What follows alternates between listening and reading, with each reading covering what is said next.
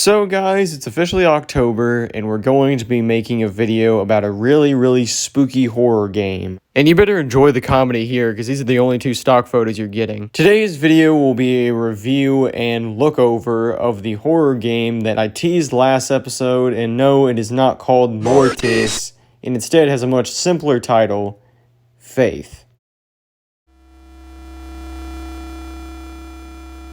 The Martin household is a fairly normal family, with a mom, a dad, a teenage daughter, and two twin brothers. The daughter, named Amy, works at an abortion clinic. It's unclear exactly how, but the family, mostly Amy, would come into contact with a man by the name of Gary. It's thought that Gary works at the same clinic that Amy does, however, other notes you can find in the game suggest that he came into contact with the two twin brothers as well. Either way, Gary's appearance starts to make Amy act a lot different. She starts to hang around the clinic more, and after a few weeks, Amy starts to show signs of possession. It gets so bad to where Amy's parents have to call in two priests, John Ward and Father Allred. However, the exorcism doesn't go well for a few reasons we'll get into later, and this ends up in Father Allred dying. And this leads into the events of Faith Chapter 1, starting with John Ward driving up to the old Martin's house a year later after the incident. But the door is locked, so you have to find an old shed, grab a key, and get greeted by this.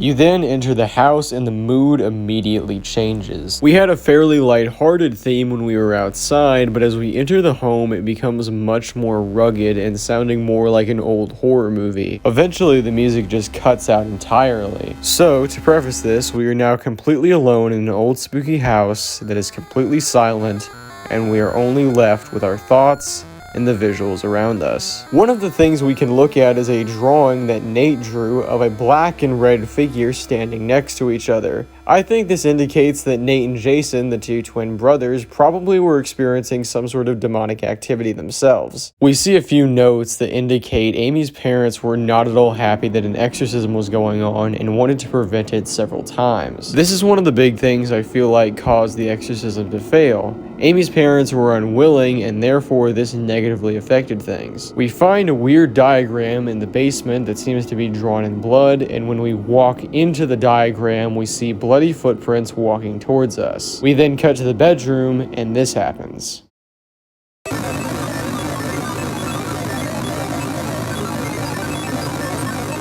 She is here. As we walk around the house, we see Amy appear a few times in front of us. These mini battles, though, are nowhere near what is going to come later. Eventually, the attic door opens and we are able to walk in. At the entrance of the door, we see a note addressed to a woman named Karen, and it becomes pretty obvious quickly that this is being written by John. Karen is assumed to be John's significant other, possibly wife, and in the letter, John tells her that he's going to go finish what he started with Amy. Crosses on the wall start to spin as John approaches the final battle area with Amy Martin, or rather the demon that possesses her. This leads into the first part of the boss battle against her, where you hold up your cross and hoping that the demons that she summons don't come and kill you. After about a minute of this, Amy takes off the cloak that's hiding her face, to which she reveals that she doesn't even have one. Similar to before, you now have to fight Amy directly the same ways that you were going against her earlier. Having to dart around as she charges at you, you have to hold up your cross when you get the opportunity. You then get a cutscene of Amy shuddering before a large hand pops out of the hole in her face. It's hard to see in the footage here, but the pattern that Amy moves in is similar to that of a pentagram. If you dodge her attacks for long enough though, eventually Amy's hand face will retract back into her skull,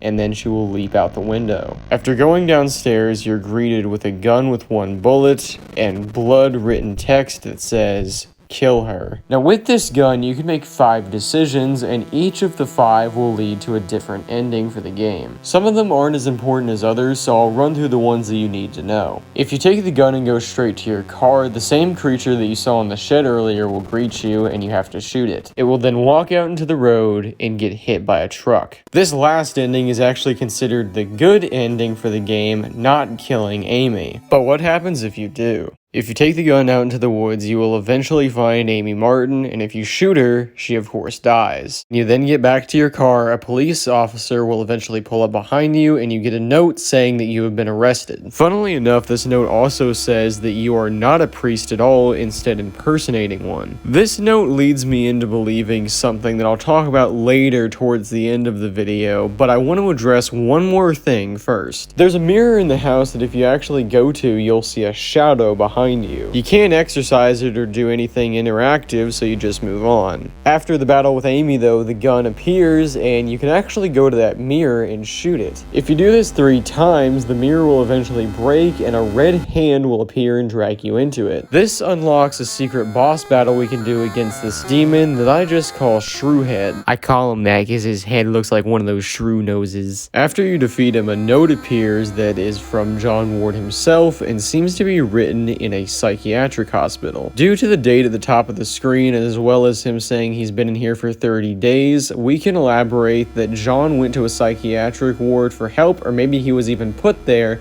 However, this happened a few months after the Amy Martin incident. Now, this leads me into my theory. I do not think John went back to the Martin household. Instead, I think he either stayed in the psychiatric hospital or got out and still has issues. And everything we are seeing in this game, as well as its follow-up, is just a psychotic delusion. Every bit of hell we see John go through is nothing more than his imagination. But we'll talk about that next time.